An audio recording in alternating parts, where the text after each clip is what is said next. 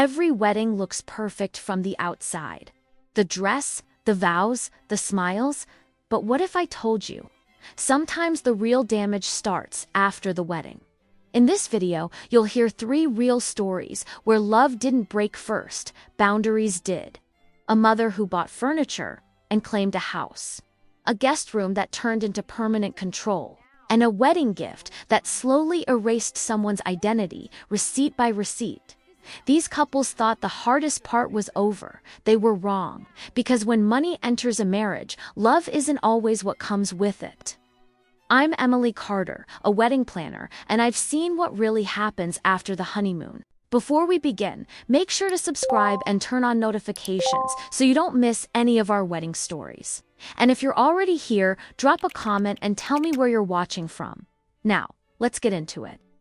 The first couple was Audrey and Lucas Whitmore. Their wedding was stunning. Napa Valley, garden estate, rolling hills, the kind of place where every glass of wine costs more than a grocery run. We're talking a 6-figure wedding, paid through a complicated mix of family money and very carefully negotiated boundaries. Or so Audrey thought. Audrey was meticulous. She's the kind of bride who knows exactly what she likes, but never needs to announce it loudly.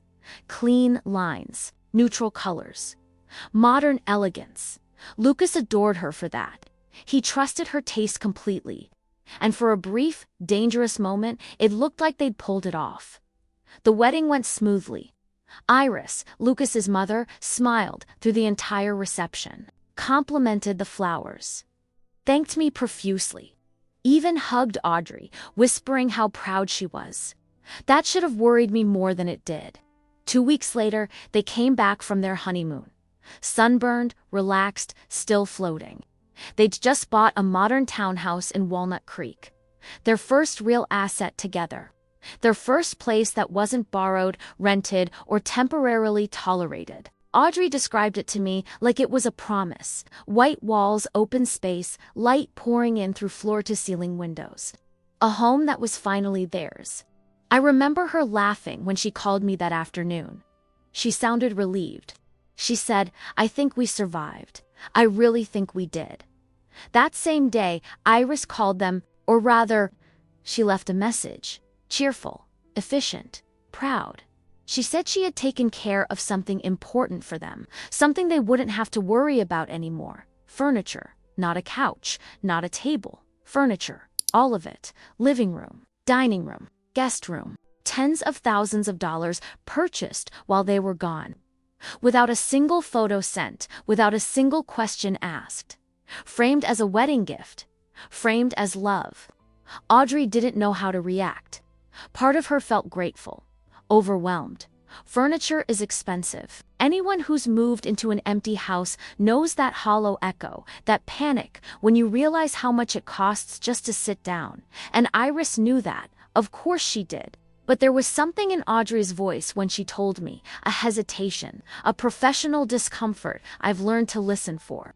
She said she wanted us to come home to something finished, as if the house were a project, as if the marriage were still under review. Lucas brushed it off. He always did at first. He said his mother just wanted to help, that she was proud, that this was her way of letting go. I remember standing in my office, phone pressed to my ear, already feeling that familiar tightness in my chest. Because I've seen this move before, and it never ends with just furniture. They arrived home that evening, and nothing was where Audrey had imagined it. The sofa she'd bookmarked for months was gone, replaced by something heavier, darker. The art she planned to hang didn't fit the walls anymore. The space felt claimed, curated by someone who wasn't there. Someone who didn't ask. Still, Audrey tried. She told herself she was being sensitive. She told herself money didn't come with strings unless you let it. But tell me honestly, if someone paid tens of thousands of dollars to fill your home without asking, would you really believe they expected nothing in return? Because Iris didn't, and this was only the beginning. What came next wasn't louder. It wasn't explosive. It was quieter, colder, and far more invasive. And in the next moment, the first real boundary would be tested, not with words, but with keys. The first sign that something was wrong didn't come with an argument, it came with silence. A few days passed. Audrey and Lucas tried to settle in. Audrey rearranged what she could without feeling ungrateful. She moved a lamp, shifted a chair, little acts of quiet resistance that no one talks about, but every woman recognizes. The kind where you tell yourself you're reclaiming space, even if it's only by inches. I checked in with her midweek. Professionally, casually. I asked how unpacking was going. There was a pause before she answered. Not long, but long enough for me to feel it in my bones. She said the house didn't feel empty. Not physically, emotionally. Like someone had already lived there and just stepped out. I knew exactly what she meant. Then came the message from Iris. Not asking when she could visit. Not asking if they were home. Just a text that said she wanted to stop by and see how everything was working out. The wording bothered me immediately. Working out for whom? Audrey didn't respond right away. She was at work, in meetings, trying to focus. Lucas saw the message later and replied with something vague. "We'll let you know." He thought that was enough. He thought boundaries could be implied. That afternoon, Audrey left the office early. She said she felt strangely anxious, like she'd forgotten something important. When she pulled into the driveway, the lights were on inside. That shouldn't have been possible. She stood there for a moment, keys in her hand, staring at the front window. She told me later her first thought wasn't fear. It was confusion, then embarrassment. Then anger layered so fast she almost felt dizzy. When she opened the door, Iris was inside. Not waiting, not standing awkwardly near the entrance. Iris was in the kitchen, shoes off. A bag on the counter. One of Audrey's mugs in her hand. She turned around and smiled like this was the most natural thing in the world. "I hope you don't mind," she said. "I just wanted to check on the furniture. Check on it, as if it were fragile, as if it needed supervision, as if Audrey's home were a showroom." Audrey froze. She later described it as a physical sensation, like her body didn't know which reaction was acceptable. Scream, cry, apologize, smile. There's a specific kind of shock that hits when you realize someone crossed a line you didn't even know you had to draw. Iris gestured around proudly. She commented on how the light hit the sofa in the afternoon, mentioned she'd moved the dining chairs slightly because the flow felt better. She said the word "we" when she talked about choices Audrey had never agreed to. Then she said the sentence that made my stomach drop when Audrey repeated it to me later. "Well, I paid for it. I should be able to see it whenever I want." There it was, logical, delivered like a fact, not a threat. Money translated directly into access, ownership, authority. Audrey asked how Iris got in. Iris looked genuinely surprised by the question. She said she'd made copies of the keys just in case. Just in case of what, she never explained. She laughed it off, said it was practical, said she didn't want to bother them every time she wanted to stop by. Stop by, as if this were still her son's childhood home. Lucas found out later that night. Audrey waited until dinner to tell him, her voice controlled but her hands shaking. He didn't react the way she expected. He wasn't angry enough. He looked uncomfortable. Yes, conflicted. But he said something that made the air in the room feel heavy. "She did pay for everything." I've heard that sentence ruin marriages. I could hear Audrey's restraint cracking when she called me afterward. She wasn't yelling. She sounded tired, like someone who'd realized the rules had changed without her consent. I remember sitting there, phone pressed to my ear, thinking how often this happens right after the wedding, when everyone assumes the hard conversations are over. Let me ask you something. If someone lets themselves into your home because they paid for what's inside, is that generosity or is that a claim? Because Iris wasn't done testing boundaries, not even close. What happened next wouldn't happen in private, it would happen in front of witnesses. And once other people saw it, there would be no pretending this was just a misunderstanding anymore. By the end of that week, the house no longer felt like a refuge. It felt like a stage. Audrey started noticing small changes that she couldn't explain at first. A decorative bowl moved from the entryway to the coffee table. The guest room curtains replaced with heavier ones she hadn't chosen.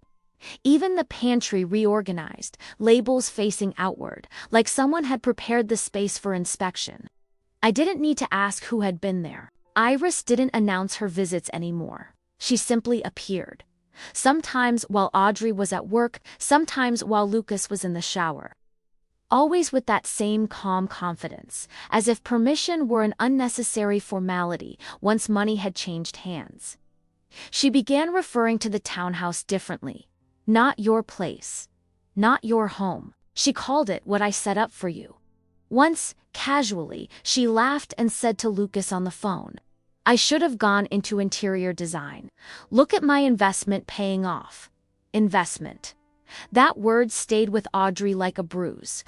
The first time Iris brought friends over, Audrey wasn't home. She found out through a neighbor. A woman she barely knew smiled awkwardly the next morning and said, Your mother showed us the place yesterday. It's beautiful. She has great taste. Your mother.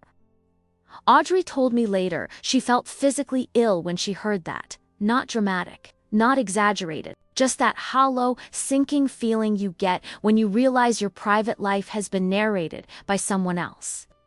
Lucas confronted Iris that evening, or tried to. He told her she needed to call first, that Audrey was uncomfortable. Iris didn't raise her voice. She didn't argue. She sounded wounded. She said she didn't realize appreciation came with rules. She reminded him, gently, how much she'd spent, how she only wanted to make their lives easier. She said, I thought you'd want me to feel included. Included, in the walls, in the locks, in the routines. Audrey stopped rearranging the furniture. Not because she liked it, but because it felt pointless. She stopped buying decorative pieces. She stopped imagining the house evolving. Every choice felt temporary, subject to review. The home they'd waited years to afford no longer belonged to the future they'd planned. It belonged to the past Lucas hadn't fully stepped away from. The breaking point didn't come with shouting. It came with exhaustion. One evening, Audrey came home early again. This time, Iris wasn't alone. Two women sat on the sofa Audrey had never chosen, wine glasses in hand, complimenting the space like they were touring a gallery. Iris stood near the kitchen island, relaxed, radiant, completely at ease. She introduced Audrey as if she were arriving late to her own event. This is the place I told you about, Iris said. The one I furnished for them. Audrey smiled. She had two. Her face burned, her chest felt tight. I remember her telling me she'd never felt so small inside, something she legally owned. And that's when something inside her hardened. Because once humiliation becomes public, once ownership is performed in front of witnesses, there are only two directions left to go: submission or rupture. And Audrey was done pretending this was still about furniture. Audrey didn't sleep that night, not because of noise or fear, but because the house felt watched. Every object reminded her that someone else had decided how this space should exist. She lay in bed staring at the ceiling, replaying Iris's voice in her head, the way she'd said I furnished it for them with pride, not shame. Lucas slept beside her, unaware, and that hurt more than she expected. The next morning, Audrey called me before work. Her voice was low, controlled, the kind of calm that only comes when someone is holding themselves together with sheer will. She told me she felt like a guest in her own marriage, not in the relationship, in the space around it. The walls, the furniture, the quiet routines that were supposed to belong to two people, not three. I told her something I've told brides for years, though it never lands softly. I said money doesn't buy things, it buys leverage. And once leverage exists, it will be used. Audrey decided she needed clarity. Not another awkward hint. Not another polite discomfort. She asked Lucas to sit down that evening. No phones, no distractions. Just the two of them at the dining table Iris had chosen, under the light fixture Iris had approved. She told him everything she'd been swallowing. How violated she felt coming home to strangers.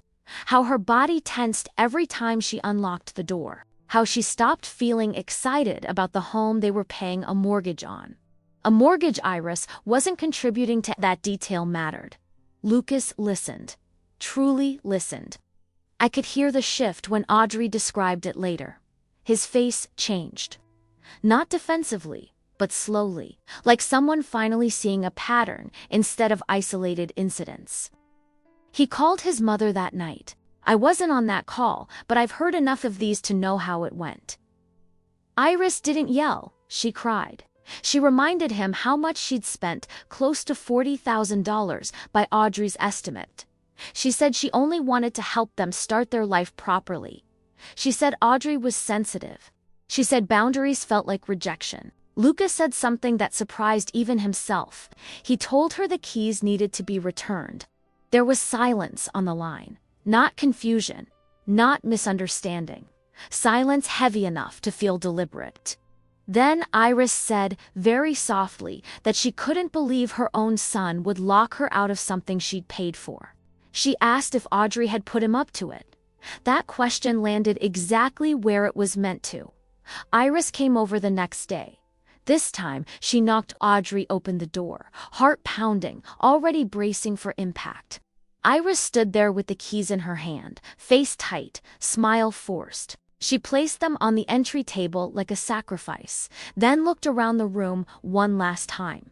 She didn't apologize. She said, "I hope you enjoy everything while it lasts." That's when Audrey realized this was never about access. It was about authority. Within a week, the furniture was gone. Not all of it at once. Piece by piece, Iris arranged for movers. She said if she wasn't welcome, neither was her investment.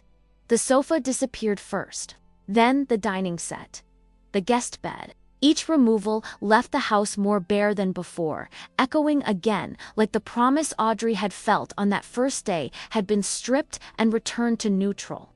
The cost wasn't just financial, it was emotional. Lucas watched his mother dismantle a gift she'd framed as love, and something in him broke quietly. He didn't stop her, he didn't fight her, he let it happen. Audrey told me later that watching the movers carry things out felt strangely relieving, like losing weight she hadn't agreed to carry. They replaced everything slowly, on their own. With money they earned. With choices they argued over and agreed on together. The house started to feel different, lighter, quieter. Iris stopped visiting. Not dramatically, not with a final confrontation. She pulled back in the way only someone who's lost control does, withholding affection, withholding presence, withholding approval. The price of independence became emotional distance, and Audrey accepted it. Because once you've seen how easily generosity turns into ownership, you don't confuse silence for peace anymore. I wish I could say I didn't recognize the pattern immediately, but I did. The moment Chloe Bennet described the offer, my shoulders tightened in that familiar way. Not because it sounded cruel, because it sounded generous in the most dangerous way possible. Chloe and Wyatt had just come back from their honeymoon in Charleston. Their wedding had been traditional, almost soft in comparison to the first story. Church ceremony, family pews, Florence Bennet crying loudly during the vows, dabbing her eyes with a handkerchief she'd clearly brought for effect. Everyone said how sweet she was, how devoted, how lucky Chloe was to be marrying into such a loving family. I remember standing near the back of the church, watching Florence grip Wyatt's arm a little too tightly as guests passed by.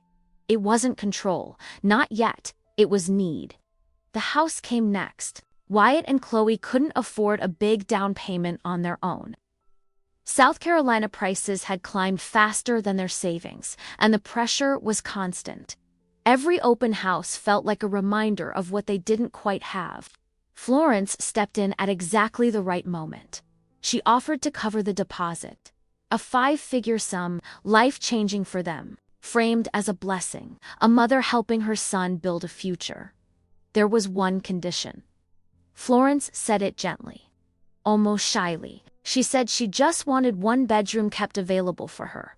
Not because she planned to move in. Oh no. She made a point of laughing at that. She said it was for emergencies, for visits, for peace of mind. She said she wanted to know she still had a place in Wyatt's life. Chloe hesitated. I could hear it when she told me later. That pause women make when they know something feels wrong but don't yet have the language to challenge it. Wyatt, on the other hand, felt relief. The kind that blinds you. He told Chloe it was harmless. Just a room? Just in case. Florence cried when they agreed. Actual tears. She hugged Chloe and said she knew she could count on her. That sentence mattered more than Chloe realized at the time. They bought the house. 3 bedrooms, 1 for them. 1 for a future child. 1 that was never really theirs. At first, the room stayed empty, freshly painted, neutral. Chloe tried to make it feel temporary, like a guest space. Florence corrected her almost immediately. She said the bedspread Chloe chose was too youthful. She suggested something more appropriate. She sent links. She sent photos. She asked for updates. Emily, the planner in me, was already uneasy. Because once a room is named, it becomes territory, and Florence named it often. She called it my room without noticing the shift. Or maybe noticing it perfectly. Florence started asking about routines next. What time they ate dinner. Whether Wyatt was sleeping well. If Chloe worked late, Florence worried aloud that Wyatt was being neglected. She framed concern like affection. Every question carried weight. Wyatt began repeating his mother's phrases without realizing it. He asked Chloe why the room couldn't stay exactly as Florence liked it. He said it wasn't a big sacrifice. He said it made his mother feel secure. Chloe started feeling like she was living around an absence, a presence that didn't need to be there to exert pressure. She stopped suggesting turning the room into an office, stopped talking about storage, stopped imagining the house evolving. Florence visited often, always announced, always expected. She brought bags. Not luggage, she insisted. Just things she liked to keep there. A robe, toiletries, slippers. She never unpacked fully. She didn't have to. One evening, Chloe came home exhausted and found Wyatt in the guest room, adjusting the bedding. Florence had texted that she might come by that weekend. Might. Chloe asked if it mattered. Wyatt snapped. Not loudly, sharply. He said she knew how much this meant to his mother. That was the first real fight. Florence cried when Wyatt told her they'd argued. She said she hated causing problems. She said she'd never wanted to come between them. She said maybe she should stop visiting altogether if she was such a burden.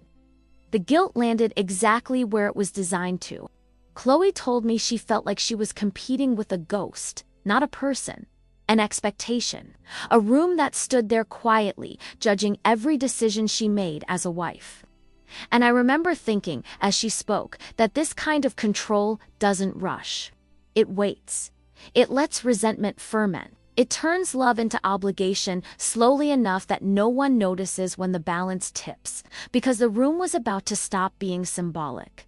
The shift didn't happen all at once. It never does with someone like Florence. It happened through small, relentless expectations that turned ordinary days into negotiations.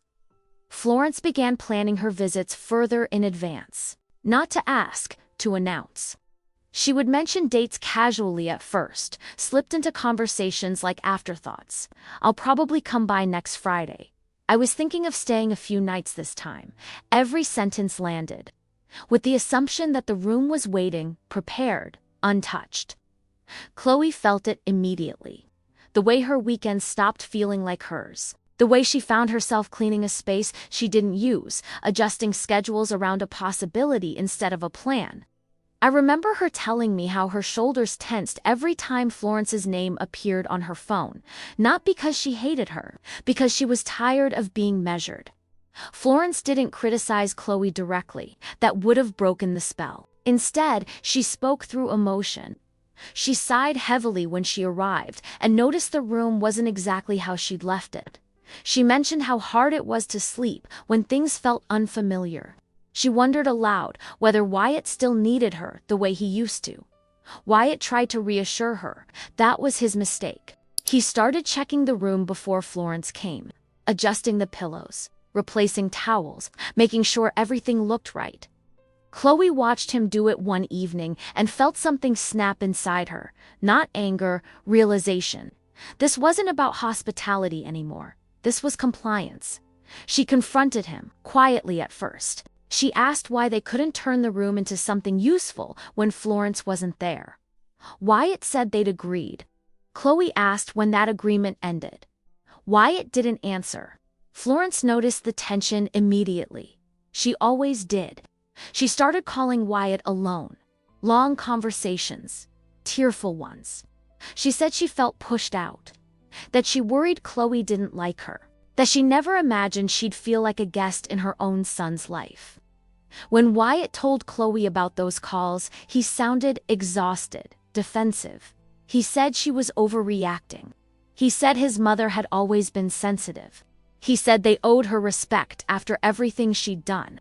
Respect became the word that replaced choice. Florence escalated without raising her voice. She began leaving items behind intentionally. A framed photo on the nightstand, a cardigan draped over the chair, a pair of shoes by the door. She didn't claim ownership. She didn't have to. The room was being marked slowly, emotionally, piece by piece. I remember thinking how different this was from Iris. No keys, no intrusion, just presence, lingering, inescapable.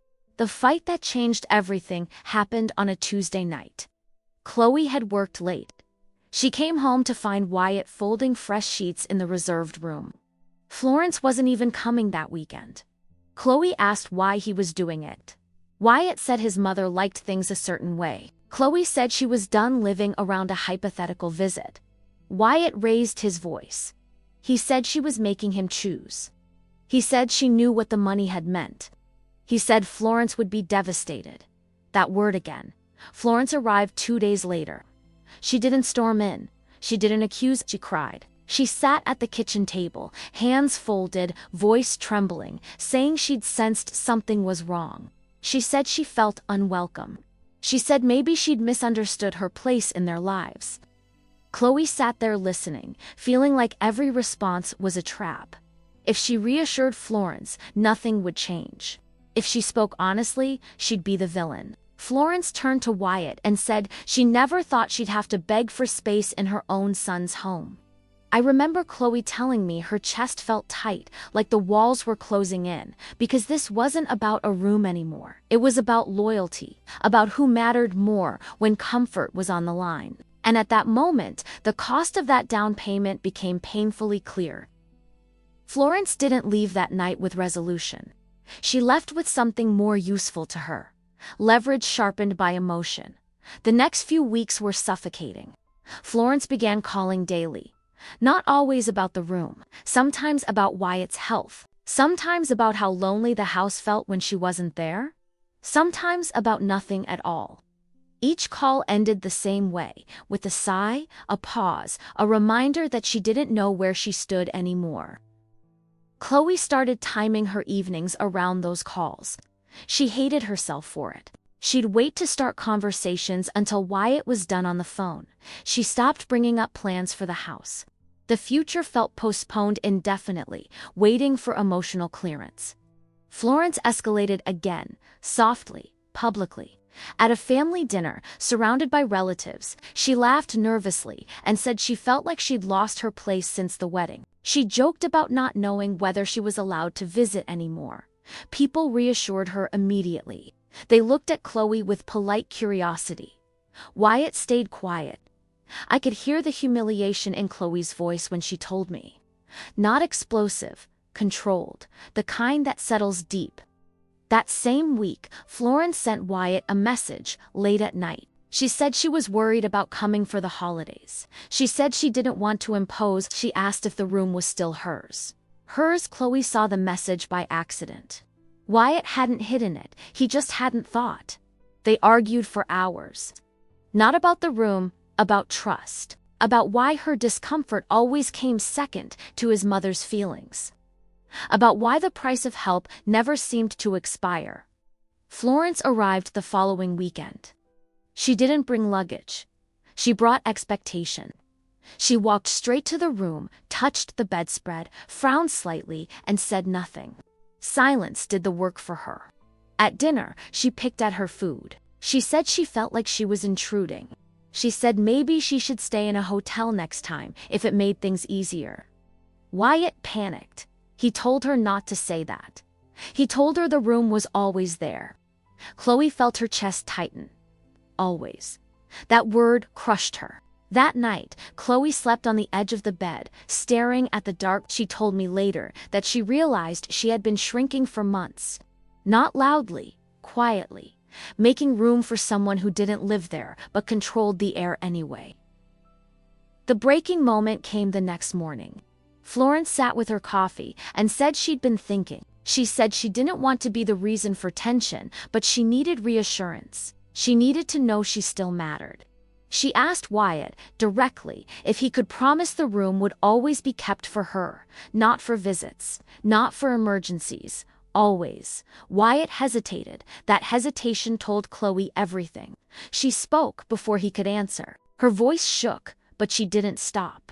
She said the room was part of their home, that they were married, that she couldn't keep living like this. Florence's face collapsed, not in anger, in hurt. She said she'd never expected to be pushed aside after all she'd sacrificed. She said she felt erased. Wyatt stood up, torn, angry, overwhelmed. He accused Chloe of forcing a confrontation. Chloe accused him of avoiding one. I remember Chloe telling me she realized something in that moment.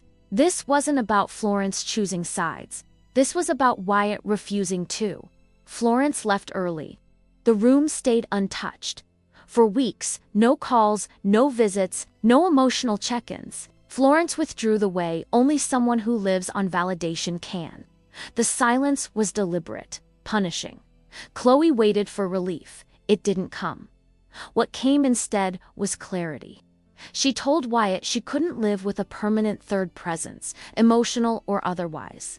She told him the room needed to change, or the marriage would. It took time, more arguments, more uncomfortable conversations. Eventually, the bed was dismantled. The room became an office. Florence noticed immediately. She didn't protest. She just stopped trying. Chloe told me it was the quietest victory she'd ever experienced. No apology, no closure, just distance. And sometimes, distance is the cost of choosing yourself.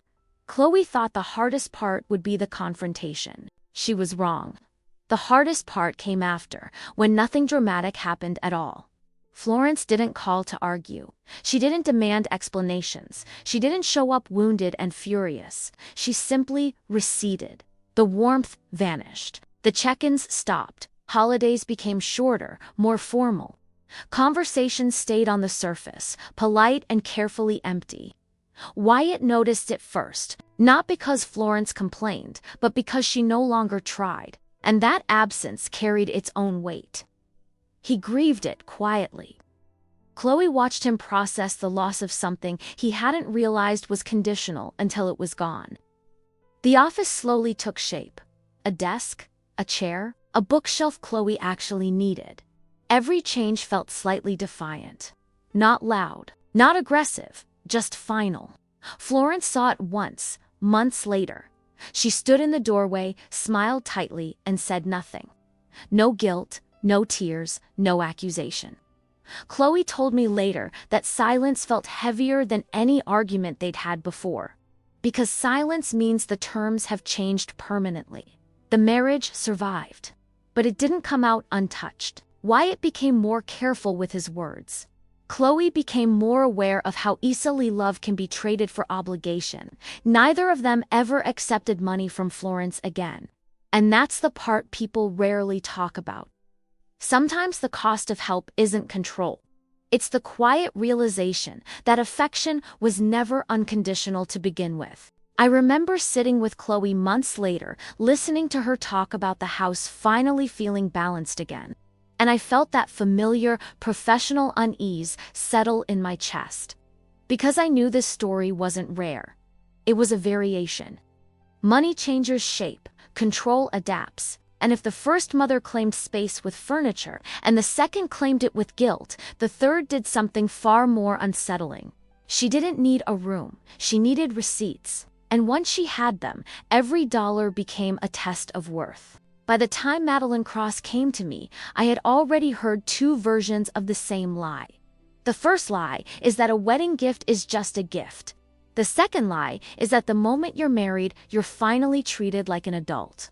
Some mothers don't need keys. They don't need a spare room. They don't need to show up and take up space to control it. They only need you to want their approval. And Nadine Cross knew that better than anyone I've ever met. Madeline and Evan had a luxury hotel wedding in Scottsdale. The kind of wedding that looks effortless because it's expensive enough to hide the panic. Soft lighting, crisp linens, valet parking, a band that made people forget how much champagne they'd had. The whole thing moved like a machine, smooth, gleaming, paid for with a confidence that made everyone assume this couple would be fine. But I've learned something about couples who look fine. Sometimes they look fine because someone else paid for the parts that would have exposed the stress. Nadine didn't cry at the wedding like Florence did. She didn't stand stiff and territorial like Iris. Nadine was elegant, measured, perfect hair, perfect posture, perfect timing.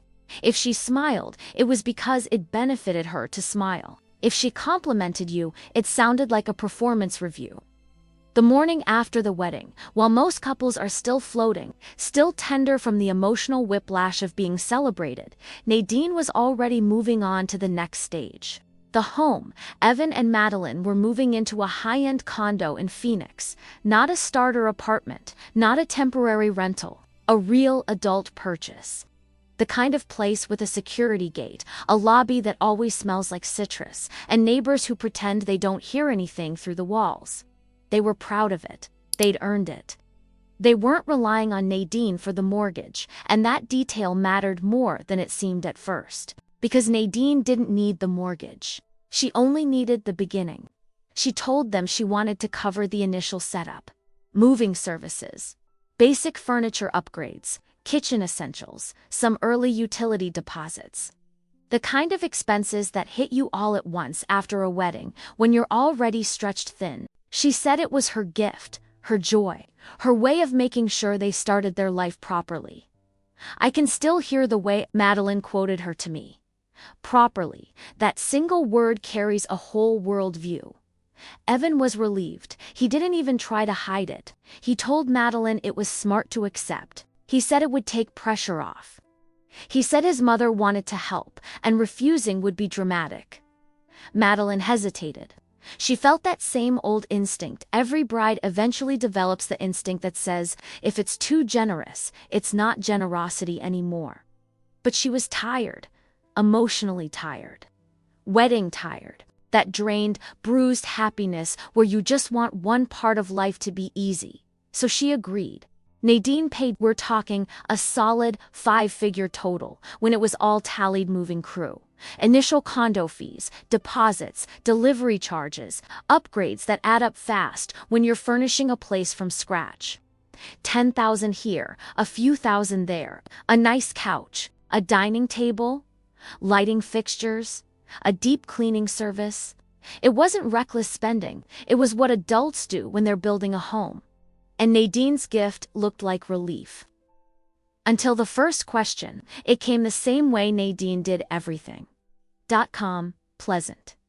Impossible to argue with without looking ungrateful. She asked, casually, if they could send her the receipts just so she could keep track.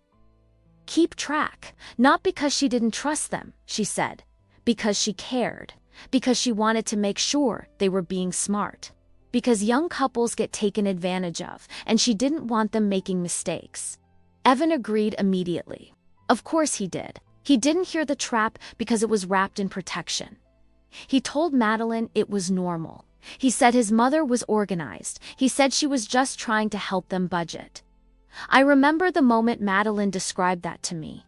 There was a tightness in her voice, a quiet humiliation she couldn't name yet, because the problem wasn't the receipts. The problem was what those receipts would become.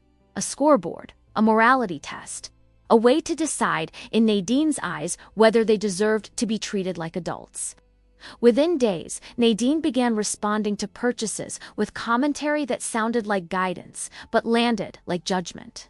She would text about a lamp and say it was a little flashy for a first home.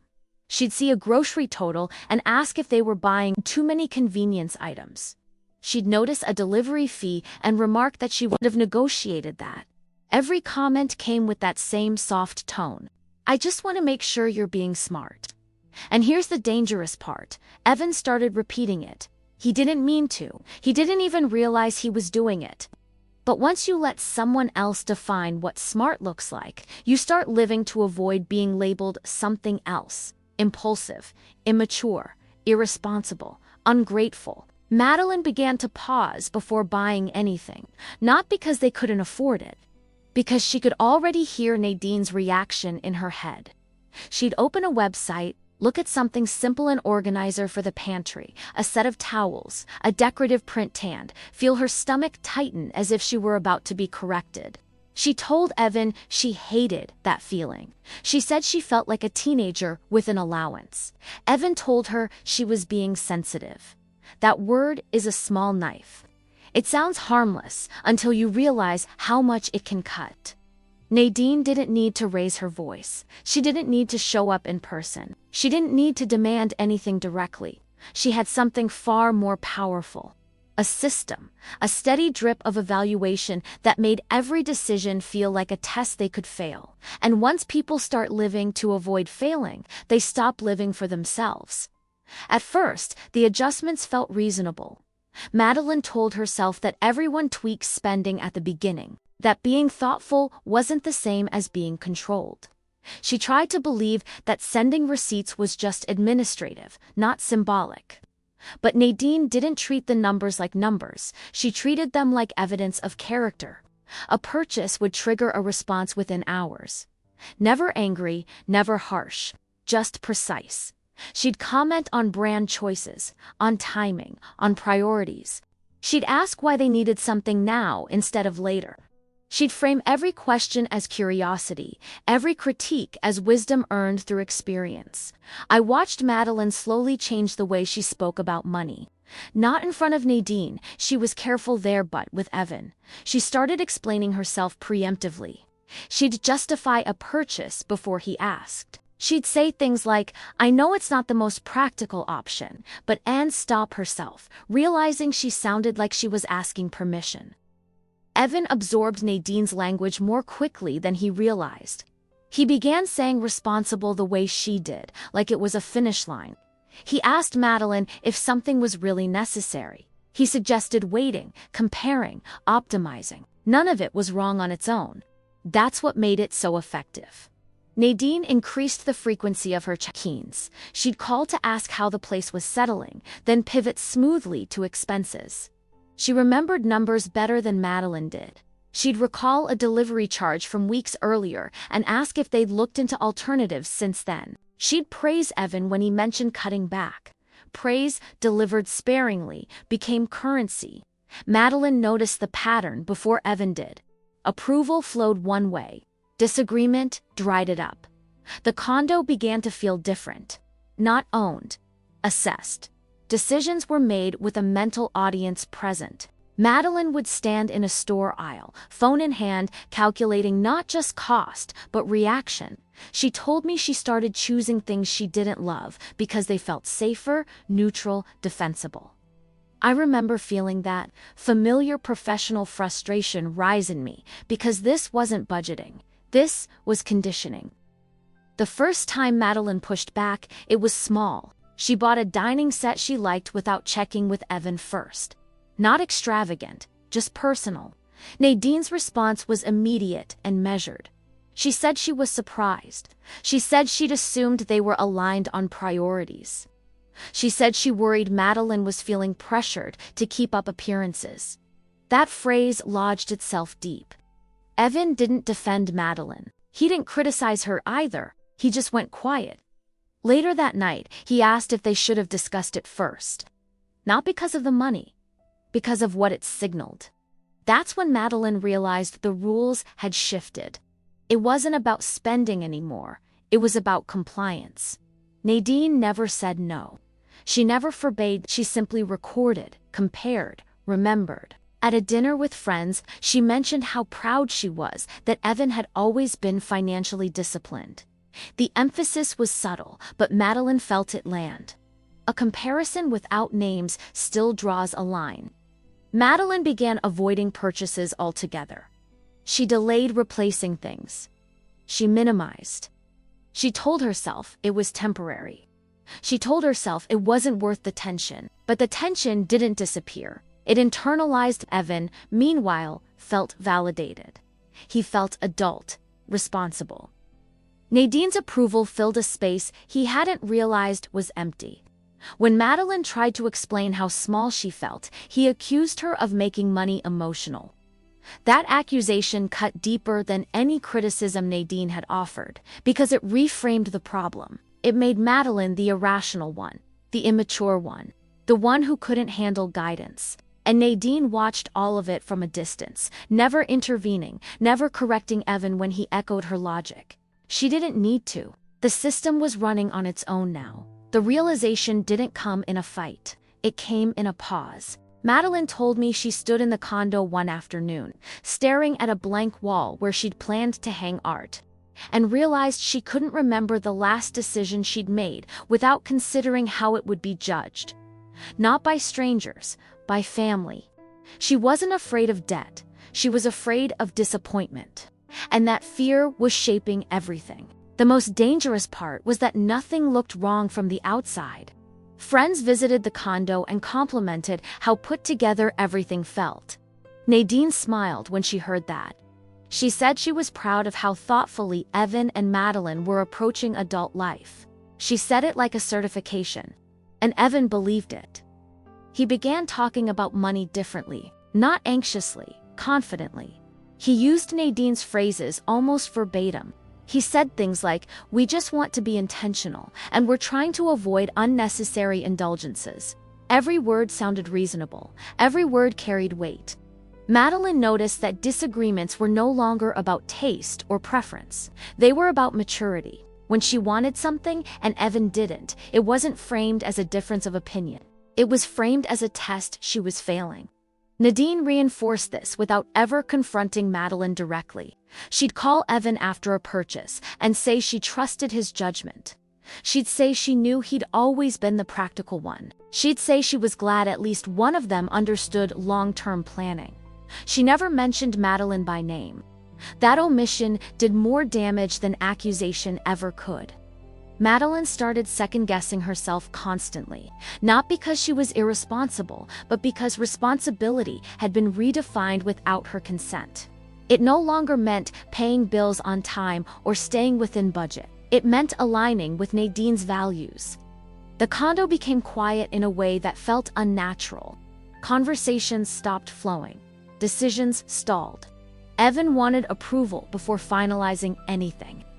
Madeline stopped bringing ideas forward because she was tired of watching them dissolve under the word practical. I remember her asking me something that stopped me cold. She asked, "How do you know when you're being guided versus when you're being trained?" That question haunted me.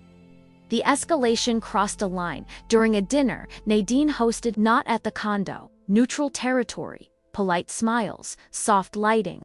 Nadine served an elegant meal and spoke fondly of Evan's discipline. She talked about how proud she was that he'd learned to manage money early, unlike some people who learn the hard way. Everyone laughed politely. Madeline didn't. Later, Nadine asked Madeline how she was enjoying married life. She listened carefully to the answer, nodding, evaluating. Then she said she was relieved Evan had always been grounded enough to balance things out. Balance.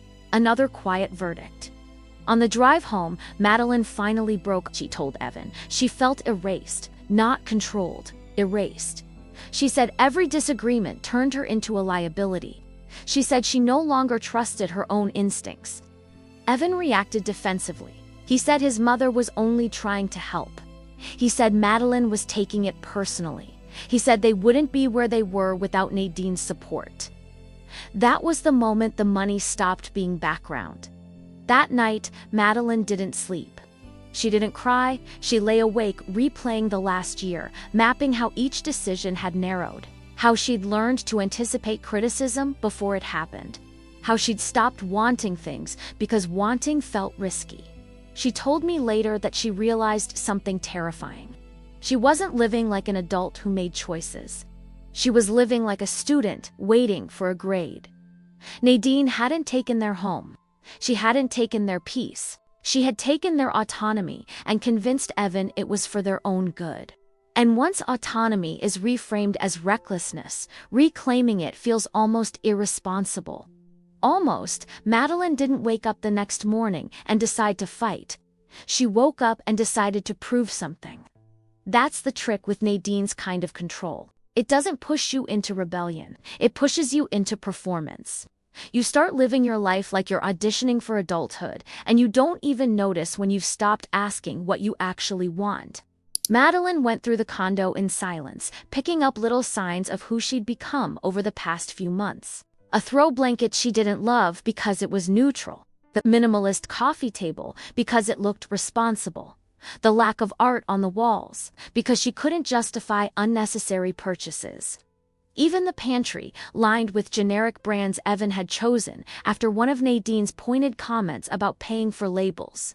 It looked clean. It looked mature. It looked like a home designed by a committee that didn't include her heart. She made coffee and sat at the counter, staring at her phone. She had the urge to text Nadine, not to argue, to explain, to show she was sensible, to win back the feeling of being trusted. And that's when her stomach rolled with disgust. Not at Nadine, at herself. Because why did she need to be trusted by someone who didn't live there? Why did she feel anxious about a woman who wasn't even in the room? She called me that afternoon. I could tell she was trying to keep her voice steady.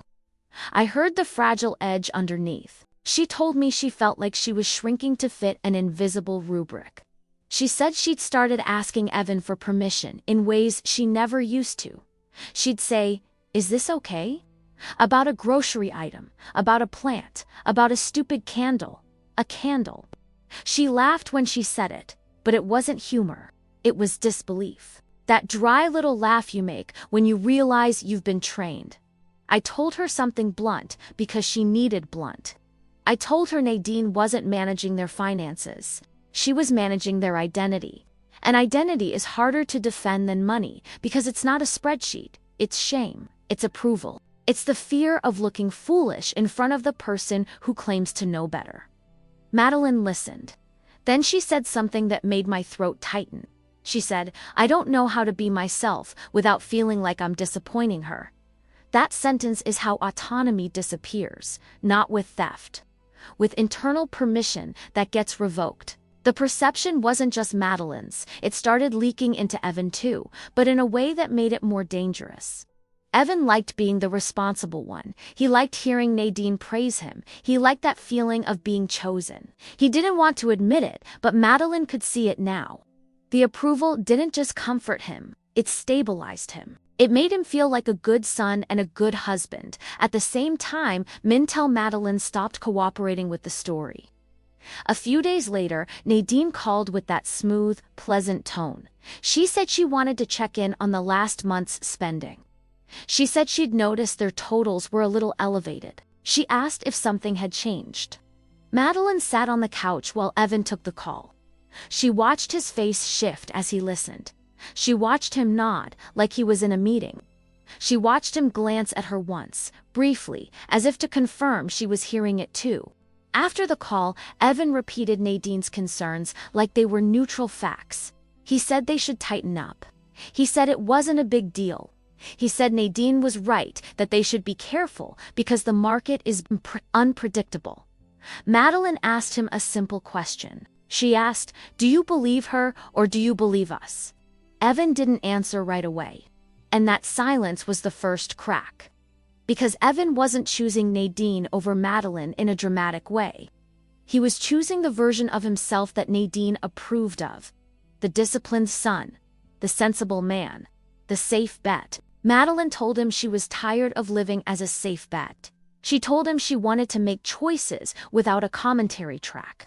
She wanted to buy a couch because it felt like home, not because it passed an audit. She wanted to stop justifying her existence with receipts. Evan said she was making it emotional again. Madeline looked at him and said, quietly, "It's already emotional. You just don't feel the emotion when you're the one being praised."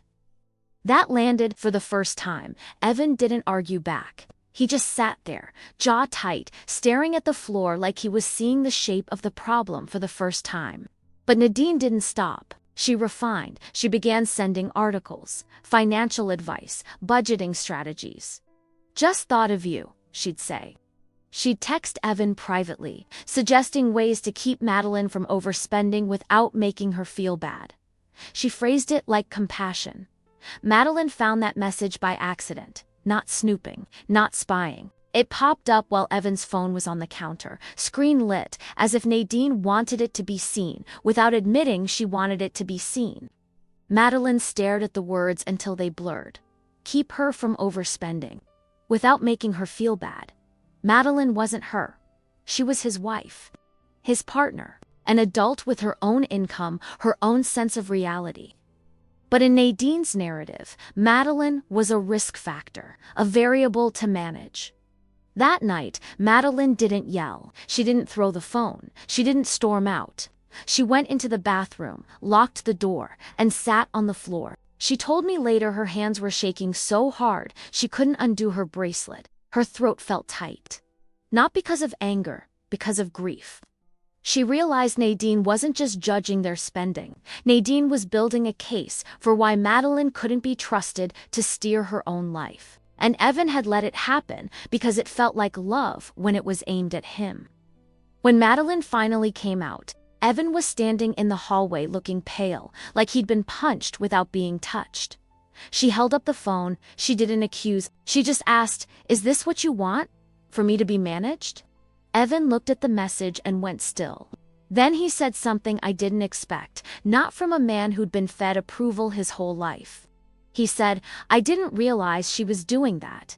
Madeline didn't soften. She said, "You didn't realize because it benefited you." That was the true perception.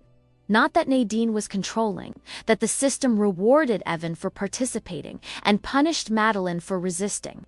And that meant the enemy wasn't only Nadine, it was the dynamic she'd created inside their marriage.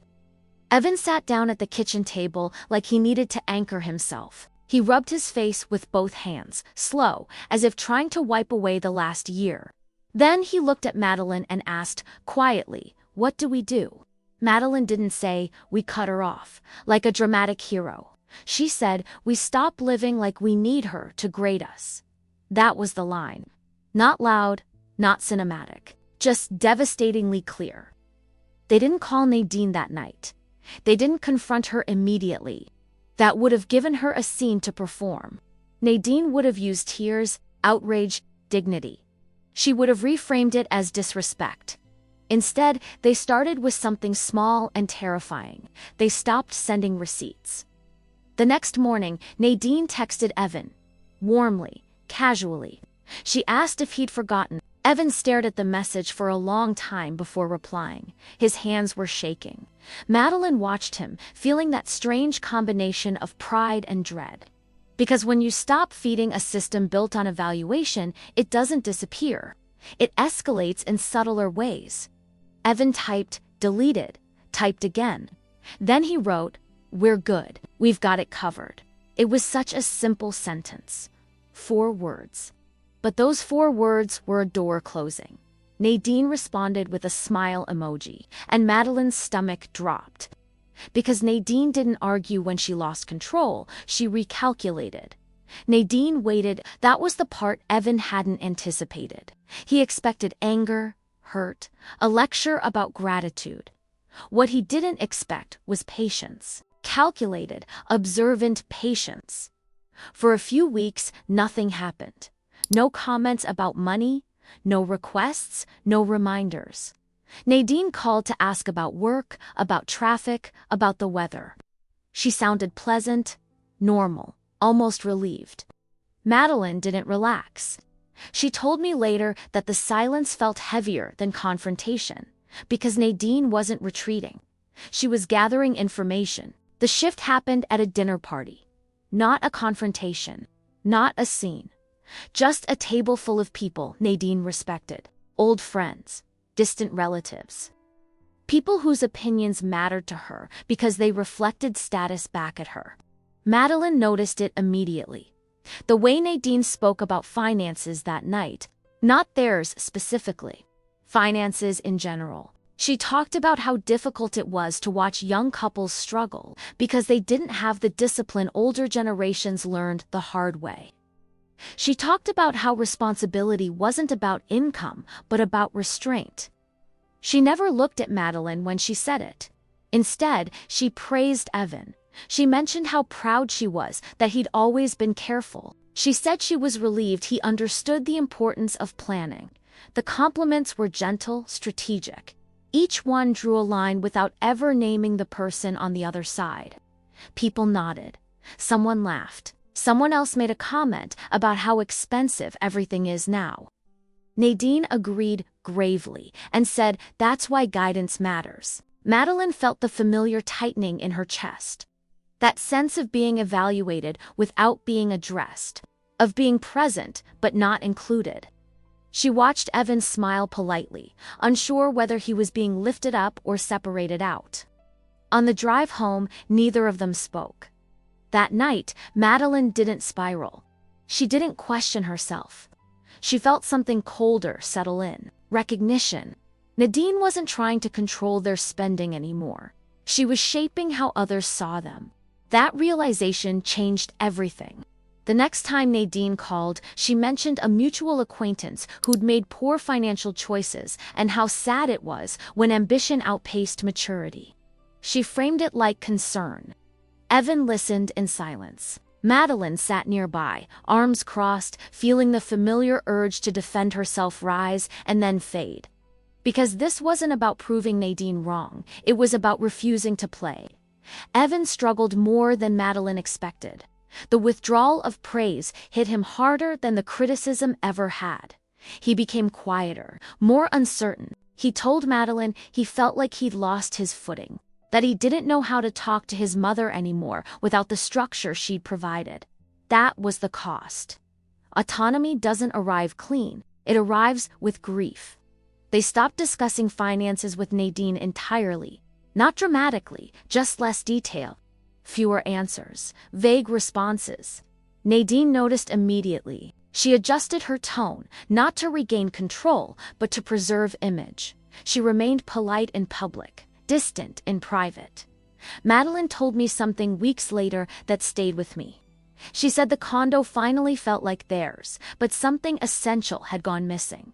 The ease, the assumption of goodwill, the feeling that family support was safe. They'd gained independence. They'd lost innocence. Evan didn't cut his mother off. He didn't confront her. He recalibrated. He stopped seeking approval. And in doing so, he watched a version of his relationship with her dissolve quietly. Nadine never apologized. She never admitted to overstepping. She simply stopped offering help. And that was the final confirmation. Because when support disappears the moment autonomy appears, it was never support to begin with. Madeline and Evan moved forward carefully. Stronger, but marked. More deliberate. More aware of how power can hide behind concern, how judgment can masquerade as wisdom. And that's why this story stays with me. The first mother claimed a house. The second claimed belonging. But the third nearly claimed the right to decide who these people were allowed to be. And she almost succeeded without ever raising her voice. If you've ever felt yourself pausing before a decision, not because you doubted it, but because you feared someone's disappointment, you understand exactly how dangerous this kind of control is. Because once someone teaches you to measure your worth through their approval, the hardest boundary isn't with them, it's with yourself. As I reflect on these three stories, it's striking how the control evolved. It started in the most tangible of ways, the invasion of physical space. A house that was supposed to be a home, but instead became a battleground for dominance. A mother who, with money, didn't just furnish a room, she claimed it, but that wasn't the end. The next story unfolded in a subtler, more insidious way. This time, it was a room that became more than a space. It became a symbol of belonging, a permanent reminder that when someone offers you help, they often expect something in return. A quiet manipulation built on guilt and obligation that made the boundaries between family and autonomy blur until they were indistinguishable. And by the time we reached the third story, the territory had shifted entirely. It wasn't about space or belonging anymore. It was about identity. A mother who no longer needed to control the physical realm or impose emotional obligations. No, she simply needed to evaluate. Every purchase, every decision became a reflection of worth, of maturity, of responsibility. And in that quiet surveillance, the true cost of her help was revealed. The erosion of a couple's autonomy, not through force, but through approval. This cycle, from controlling space to controlling identity, isn't just an isolated issue. It's a pattern that many of us are familiar with. Whether we're the ones being controlled or the ones feeling the pressure to live up to someone else's standards. So, let me ask you, where would you draw the line? When do you recognize that someone's generosity is no longer a gift, but a measure of your worth? I'm curious to hear your thoughts. Where do you think autonomy begins, and where does control end?